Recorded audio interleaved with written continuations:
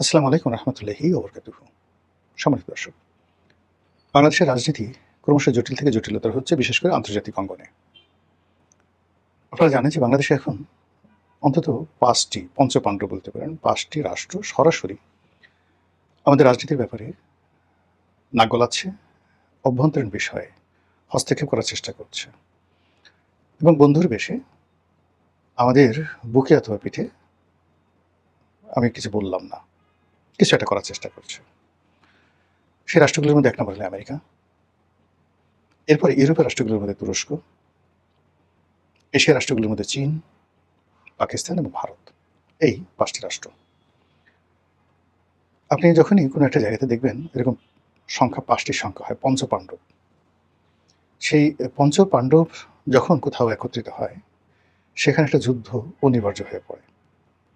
যেকোনো একটা জায়গাতে আ কতগুলো ট্রায়াঙ্গল রয়েছে। যেমন ধরুন দুটো পক্ষের মধ্যে সংঘাত সংঘর্ষ, ৩ টি পক্ষের মধ্যে সংঘাত সংঘর্ষ, এটিকে ট্রায়াঙ্গল বলা হয়। আরেকটিকে বলা হয় পরস্পর বিরোধী। আরেকটা হলো চতুর্মুখী। কিন্তু যেখানে ৫টি কোণ থাকে, ৫টি ক্ষেত্র থেকে অধিক্ষেত্র থেকে ৫ ধরনের সিদ্ধান্ত আসে, এটিকে আমরা জ্যামিতিক ভাষায় বলি রম্বস। আর সেই রম্বস যখন রাজনীতির ময়দানে আসে, তখন কোনো অবস্থাতেই যুদ্ধ এড়ানো যায় না এবং সেই যুদ্ধের পরিণতি মারাত্মক আকার ধারণ করে। বাংলাদেশে এখন যে ৫টির কথা বললাম রাষ্ট্রশক্তি পঞ্চপাণ্ডব, ঠিক একই অবস্থা দেখেন এখন ইরানে ঘটছে। সেখানে Iran, America, Israel, Iran, America, Israel. এরপর রাশিয়া এবং চীন। দেখেন ৫টা রাষ্ট্র। এই ৫টি রাষ্ট্রের যে স্বার্থ এবং অন্যান্য যে বিষয়, এই পুরো বিষয়, পুরো মধ্যপ্রাচ্য, হরমুজ প্রণালী এবং আরেকটা হরমুজ প্রণালীর মতো গুরুত্বপূর্ণ আরেকটি প্রণালী রয়েছে, যেটা বাব আল মান্দ, ইয়ামেনের কাছাকাছি, যেটি হুতিরা নিয়ন্ত্রণ করতে পারে। তো এই বাব আল মান্দ এবং হরমুজ, এই দুটো যদি বন্ধ করে দেওয়া হয় পরিপূর্ণভাবে, পুরো মধ্যপ্রাচ্যের যে তেল, এটির অলমোস্ট 60% তারা নিয়ন্ত্রণ করতে পারবে। তো সেই বিষয়গুলো এখন খেলছে ৫টি পক্ষ। এর কারণে দেখুন বারবার সমঝোতা হচ্ছে, বন্ধ হচ্ছে, আবার সেই যুদ্ধ শুরু হয়ে গেছে। বাংলাদেশে একই অবস্থা। বাংলাদেশে ১৭টি বছর ধরে আওয়ামী লীগ প্রাণান্ত চেষ্টা করেছে মোটামুটি একটা সমঝোতাপূর্ণ সম্পর্ক ৩টি শক্তির সঙ্গে রাখার জন্য। ১ নম্বরে ভারত, ২ নম্বরে চীন। এখানে তারা মোটামুটি সফল হয়েছে। কিন্তু আমেরিকার সঙ্গে তারা পেরে ওঠেনি। শেখ হাসিনা প্রাণান্ত চেষ্টা করেছিলেন আমেরিকার সঙ্গে একটি সম্পর্ক, যেটা পাকিস্তান করেছে। পাকিস্তান চীনের সঙ্গে সম্পর্ক রাখছে, আমেরিকার সঙ্গে সম্পর্ক রাখছে, আবার রাশিয়ার সঙ্গে ইরানের সঙ্গে কিন্তু তার সম্পর্ক ভালো আছে। এটা পাকিস্তানের ভৌগোলিক অবস্থা, পরমাণু শক্তি, অন্যান্য সব মিলে হয়তো পাকিস্তান পেরেছে, বাংলাদেশ সেটা পারেনি। কিন্তু এখন যে অবস্থা তৈরি হয়ে গেছে, সে অবস্থা হলো যে এই যে পঞ্চপাণ্ডব ৫টি দেশ, এই ৫টি দেশের ভিন্ন ভিন্ন স্বার্থ রয়েছে, আবার তাদের অভিন্ন স্বার্থ রয়েছে ৫টি দেশের। আবার ৫টি রাষ্ট্র দুটো বলয়, ৩টি বলয়, প্রথমত ৩টি বলয় তারা বিভক্ত হয়ে কাজ করছে। যেমন চীন এবং পাকিস্তান একত্র হয়ে কাজ করছে, এটি হলো একটা বলয়। আরেকটা হলো আমেরিকা এবং পাকিস্তান, এটি হলো দুটো বলয়। আরেকটা বলয় হলো ভারত এবং আমেরিকা, ৩টি বলয়। তো ৫টা শক্তি ট্রায়াঙ্গল হয়ে ৩টি কৌণিক দূরত্ব তৈরি করে বাংলাদেশের সঙ্গে তারা রাজনীতি, অর্থনীতি, সাম্রাজ্যবাদী নীতি সবকিছু করার চেষ্টা করছে। এবং এখানে দেখুন ৩টি অ্যাঙ্গেলের মধ্যে ২টো অ্যাঙ্গেলই আমেরিকা আছে। ভারতের সঙ্গে আমেরিকা আছে, পাকিস্তানের সঙ্গে আমেরিকা আছে। আর তুরস্ক যে বাংলাদেশের সঙ্গে যে কাজটি করতে চাচ্ছে, সেটি সে মূলত এখানে একটা কারোর সাথে যোগাযোগ না করে তার যে একটা নিজস্ব যে একটা আইডেন্টিটি আছে বর্তমানে একে পার্টি, তার ধারাবাহিকতা এখানে একটি ইসলামী রাষ্ট্র, উগ্রবাদী একটা শক্তি তারা এখানে প্রতিষ্ঠা করতে চাচ্ছে। এটা ডাইরেক্ট তুরস্ক সরাসরি। এখানে আমেরিকা, ভারত কারোর সঙ্গে তার কোনো যোগাযোগ নেই।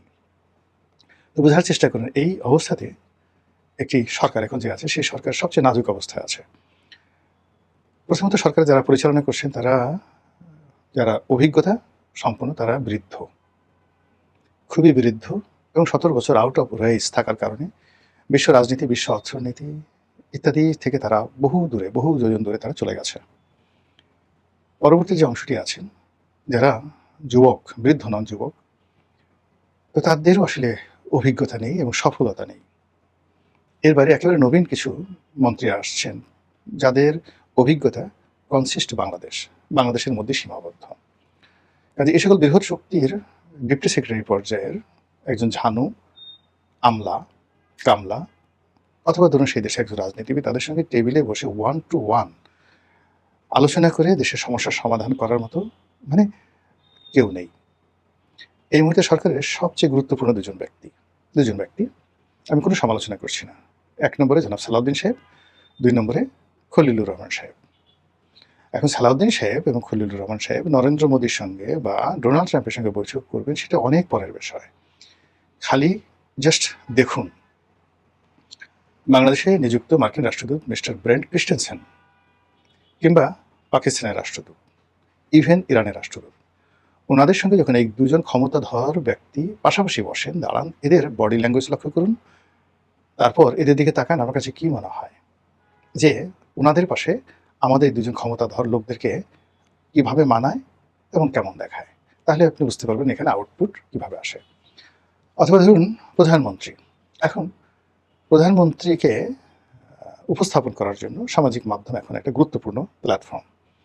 সেখানে বিএনপির মিডিয়া সেল আছে, প্রধানমন্ত্রীর কার্যালয় আছে, স্বয়ং তারেক রহমান সাহেব তার নিজের নামে ফেসবুক পেজ আছে, অহরহ প্রতিদিন সেখানে ভিডিও দেওয়া হচ্ছে, বিভিন্ন গুরুত্বপূর্ণ ইভেন্টের ছবি দেওয়া হচ্ছে, এবং লক্ষ্য করুন যে গত 4 মাসে এটি জ্যামিতিক হারে কমেছে। এখন এই সকল পেজের যে কোনো খবর মানে তাদের ব্যাপারে মানুষের কোনো আগ্রহ নেই, লাইক কমেন্ট কিচ্ছু নেই। ফলে এই সরকারকে সবাই বলতো যে এটি ফেসবুকের সরকার, সেই ফেসবুকের সরকার এখন ফেসবুকের সরকার হয়ে গেছে। তো এই সকল পেজে যেটি দেখা যায় যে স্বয়ং সরকার প্রধান তার জীবনের বা দৈনন্দিন কর্মের উল্লেখযোগ্য বিষয়গুলো আপনি কি দেখেন?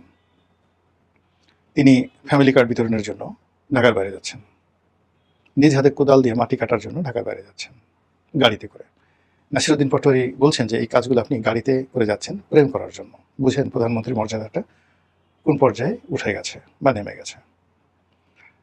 তারপর তার যে রাষ্ট্রীয় আচার, সেই আচারে গিয়ে দেখুন যে যখন কোনো একজন রাষ্ট্রদূত যাচ্ছেন তার সঙ্গে দেখা করার জন্য, সেখানে প্রধানমন্ত্রী ছবি তুলছেন, কথা বলছেন, হাউ ডাজ ইট লুকস, এটা দেখতে আপনার কাছে কেমন লাগে? এরপরে তিনি অন্যান্য যে সকল বৈঠক করছেন, নন ফর্মাল ওয়েতে অনেকের সঙ্গে কথা বলছেন, প্রতিদিনই একটা না একটা ঘটনা ঘটছে। এই পুরো জিনিসগুলোর মধ্যে আপনি দেখবেন যে সরকার আসলে হাঁপিয়ে উঠছে। তারা সিদ্ধান্ত নিতে পারছে না যে কখন কি করা দরকার। ঠিক সেই সময়টিতে এখানে এই যে 5টি পক্ষ পঞ্চপাণ্ডব, এই পঞ্চপাণ্ডবের 3টি ট্রায়াঙ্গেল, এর বাইরে সরাসরি 2টো রাষ্ট্র সিঙ্গেল ওয়েভে খেলছে। তো সেই 3টে রাষ্ট্রের মধ্যে ডাইরেক্ট বেশি সিঙ্গেল ওয়েভে খেলছে চীন, সিঙ্গেল ওয়েভে খেলছে তুরস্ক আর দিল্লি। তো বাকি বিষয়গুলো নিয়ে যদি আমি বলতে যাই, এতে করে আপনাদের ধৈর্যচ্যুতি ঘটবে এবং ভিডিওর পরিমাণ বড় হবে। আমি শুধু দিল্লিকে নিয়ে মানে যতটুকু আমি বুঝেছি সেটা হলো দিল্লি সেই 2017-18 সন থেকেই আওয়ামী লীগের উপর বিরক্ত। এর কারণে দিল্লি মনে করছে দুটো বিষয় দিল্লির অ্যাজ এ হোল, যে আওয়ামী লীগ নামক যে দলটি, বাংলাদেশের যে স্বাধীনতাটি বা শেখ পরিবার, এটি মূলত দিল্লির অবদান রাষ্ট্রীয়ভাবে। তো তারা তাদেরকে সবসময় চেয়েছে দিল্লির দাস বা দিল্লির দাসী হিসাবে। এখানে বাংলাদেশে যিনি রাষ্ট্রদূত আসবেন, তিনি ডিপটি অ্যাম্বাসেডর হন বা অ্যাম্বাসেডর হন, তিনি প্রধানমন্ত্রীর দরবারে সর্বেসর্বা থাকবেন। কিন্তু যে কোনো কারণে হোক শেখ হাসিনা বা বঙ্গবন্ধু, এরা দুজনই এই জিনিসটি কখনো মানতে পারেননি। তো মানতে না পারার কারণে অনেক রাজনৈতিক ঘটনাগুলো ঘটেছে, যেগুলো বিভিন্ন বইতে ঐতিহাসিকভাবে এই বিষয়গুলো উঠে এসেছে। যারা বঙ্গবন্ধুর ঘনিষ্ঠজন ছিলেন, ইসলামপন্থী সাংবাদিক বা শেখ হাসিনার ঘনিষ্ঠজন ছিলেন, তারা কিন্তু এই বিষয়গুলো জানেন যে আসলে পর্দার আড়ালে কী ঘটনাগুলো ঘটে। তো যেটা বলছিলাম যে 2016-17 সনের পরই শেখ হাসিনা প্রাণান্ত চেষ্টা করেছেন ইন্ডিয়ার একটা বলয় থেকে বের হয়ে আরেকটি বলয় তৈরি করার জন্য, এবং ইন্ডিয়া ঠিক সেই সময়টা থেকেই বিএনপির সঙ্গে, জামাতের সঙ্গে বিভিন্ন অ্যাঙ্গেলে তারা যোগাযোগ শুরু করেছে।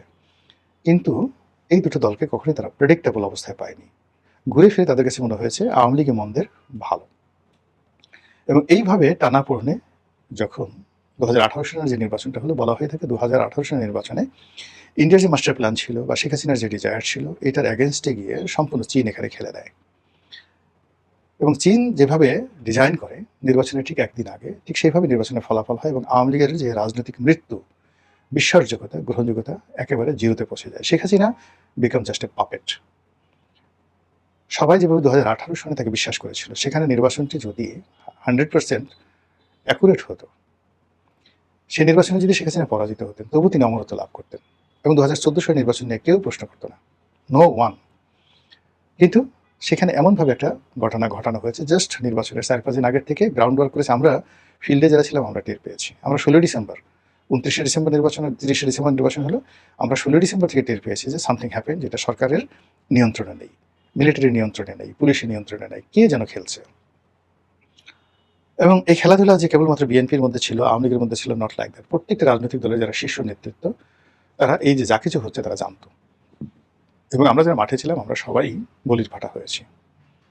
এর ফলে কি হলো, এই নির্বাচনের ফলাফল হওয়ার পরে শেখ হাসিনা গণতান্ত্রিক বিশ্বে, গণতান্ত্রিক রাজনীতিতে এবং বাংলাদেশের মানুষের কাছে বিশ্বাসযোগ্যতার ক্ষেত্রে একেবারে জিরোতে গিয়ে পৌঁছেন, বিরক্তিকর একটা জায়গাতে গিয়ে পৌঁছেন। তারপরে তিনি চেষ্টা করেছেন বিভিন্ন অ্যাঙ্গেলে আবার একটি সমঝোতা করার জন্য, কিন্তু সেটা তিনি পারেননি। এরপরে করোনা আসছে, এরপরে ইউক্রেনের যুদ্ধ আসছে, অনেক কিছু। ভারতীয় নরেন্দ্র মোদীর ক্ষমতা দুর্বল হয়ে গেছে এবং এরপর তিনি ক্ষমতাচ্যুত হয়ে এখন দিল্লির অধীনস্থ হয়ে আছেন। এখন দিল্লি আওয়ামী লীগকে নিয়ে এবং শেখ হাসিনাকে নিয়ে খেলছে। কিন্তু খেলার আগে দিল্লি বেশ কয়েকবার চেষ্টা করেছে জামাতের সঙ্গে একটা সমঝোতা করার জন্য, তারা চেষ্টা করেছে বিএনপির সঙ্গে সমঝোতা করার জন্য। এটা এখন ওপেন সিক্রেট। কিন্তু গত 4 মাসের ধারাবাহিকতায় কিংবা ধরুন গত 2 বছরের ধারাবাহিকতায় দিল্লি এককভাবে বিএনপি এবং জামাত কাউকে বিশ্বাস করতে পারছে না। আবার তারা মনে করছে যে মন্দের ভালো হিসেবে আওয়ামী লীগ তাদের কৌশলগত পার্টনার। কাজেই শেখ হাসিনাকে রেখে হোক, শেখ হাসিনাকে বাদ দেওয়া হোক, আওয়ামী লীগের মাধ্যমে তারা বাংলাদেশে তাদের যে মিশন, সেই মিশনটা তারা চালু করতে চায় এবং এটার প্রেক্ষিতে একটার পর একটা তারা যাকে বলা হয় ছক্কা মেরে যাচ্ছে।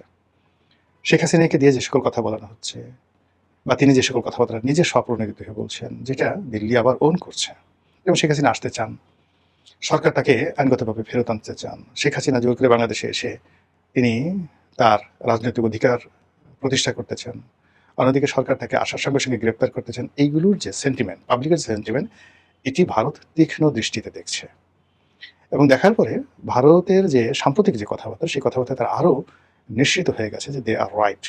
তারা যে আওয়ামী লীগের পক্ষে আছে, এখনও পর্যন্ত আওয়ামী লীগ বাংলাদেশের সবচেয়ে সুসংবদ্ধ রাজনৈতিক দল, এখনও পর্যন্ত অর্থনৈতিকভাবে সচ্ছল, এখনও পর্যন্ত রাজনৈতিক দলগুলোর মধ্যে মানে নেতৃত্বের পর্যায়ে শেখ হাসিনার যে কমান্ড রয়েছে, সেই কমান্ড এখন জামাতের আমিরের নেই, তার নিজের দলে। বর্তমান প্রধানমন্ত্রী তার নিজের দলের মধ্যে তার সেই কমান্ড নেই। আর শেখ হাসিনা প্রবাসে থেকেও কারোর সঙ্গে সরাসরি দেখা না করে শুধুমাত্র 1-to-1 তিনি যারা দেখা করতে আসেন তাদের সাথে দেখা করেন উইদাউট ভিডিও, কোনো মানে যাকে বলা হয় ছবি যেন বাইরে না আসে, সে কোথায় আছে, সিক্রেটলি তাকে সেখানে রাখা হয়েছে। এর বাইরে তিনি কোনো অবস্থাতেই তার অবস্থানটা ভিডিওর মাধ্যমে দেন না। কেন দেন না? আমি এটা মনে করলাম যে সে কি মরে গেল কিনা, অন্য কোনো ঝামেলা হলো কিনা। কিন্তু দেখা গেল যে এখন টেকনোলজি এমন একটা জায়গাতে এসে গেছে, এই যে আমি ভিডিওটা করেছি, এই ভিডিওর ফুটেজ দেখে, চারিদিকের ওয়াল দেখে টেকনোলজি দিয়ে বলা সম্ভব যে আমার এই ভিডিও ধারণ করার যে জায়গাটির নাম কি, হোল্ডিং নম্বর কত, সময় কত, কোন সময় আমি ভিডিও করছি, এগুলো হুবহু বের করা সম্ভব। এবং এই কারণে শেখ হাসিনা কোনো ভিডিও ক্লিপ ভারত ছাড়ছেন না বা শেখ হাসিনা নিজে দিচ্ছেন না বা তার উপদেষ্টারা দিচ্ছেন না।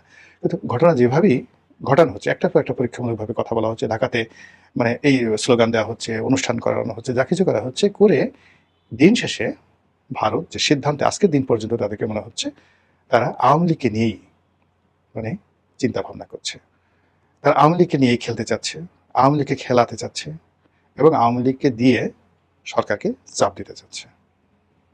কাজেই সামনের যে দিনগুলো, সেই দিনগুলো যে খুব সহজ হবে আমার কাছে এটা মনে হচ্ছে না। মহান আল্লাহ আমাদের সবাইকে হেদায়েত দান করুন এবং হেফাজত করুন। আসসালামু আলাইকুম ওয়া রাহমাতুল্লাহি ওয়া বারাকাতুহু।